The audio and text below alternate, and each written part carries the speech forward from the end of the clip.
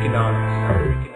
We're happy to welcome back our good friend, Stephen Dubner, best known for the phenomenal bestseller Freakonomics, where he and Stephen Levitt uncover how the world really works. But now, Mr. Dubner has written a children's book, and it's called The Boy with Two Belly Buttons, about learning to celebrate your differences, even the ones that make you self-conscious.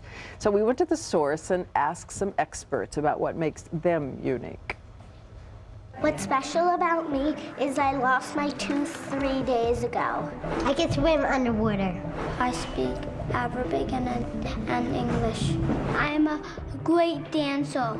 I speak Jamaican sometimes at home and speak English in school. Well, I'm pretty good at piano for a 6-year-old. I think because I have glasses. Whenever I play baseball with my babysitter, I always hit her. What makes me special is that my beauty part is my birthmark, and I'm the only girl. I think I'm the only girl that has this on my cheek. Joining us now is the author of The Boy with Two Belly Buttons, Stephen J. Dubner. And I have to point out the little boy who said that his unique talent is hitting his babysitter when he plays ball. Yeah, that's my son. I'm going to have to talk to him about that. I wish you could have seen a father's.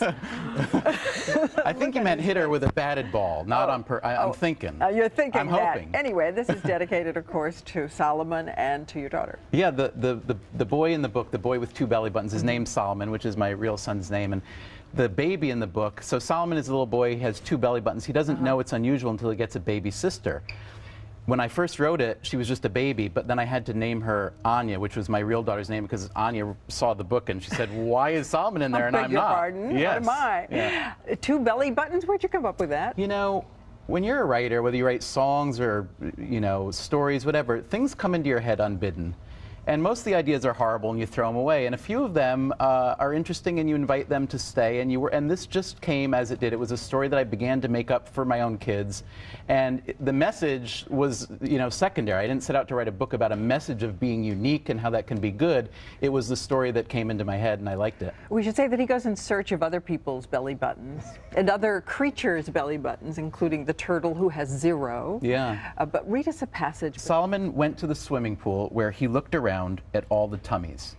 "What are you staring at?" said a teenage girl. "Out of my way," said a hairy man. One lady wore a bathing suit that covered her tummy. Solomon asked if he could peek inside it. "Where's your mommy?" she said. Solomon never did see that lady's tummy, but all the other tummies were the same. They all had just one belly button. And there is an unlikely person who comes in the end, sweeps in out of the blue. It's true, there's a hero. All the adults, they don't want to give him the time of day. Yeah. They don't want to hear how he's different. They don't want to, you know, and he figures out he's the only kid in the world with two belly buttons. He finally, one adult stops and listens to him, and it's what we call a very famous movie director in the book. Right. You'll recognize him. It's actually Steven Spielberg. Right, and does he know he's in your book? He knows. As the hero? I sent him an early copy. I had written about Spielberg. I spent a week with him once, and I was very impressed with a number of things, including particularly the fact that as a kid, he always felt like an outsider. Mostly because he was Jewish in Christian neighborhoods. And he channeled that outsiderness into this great creative well. He made movies like E.T., where this alien comes out, and it's an alien who teaches humans to be more human.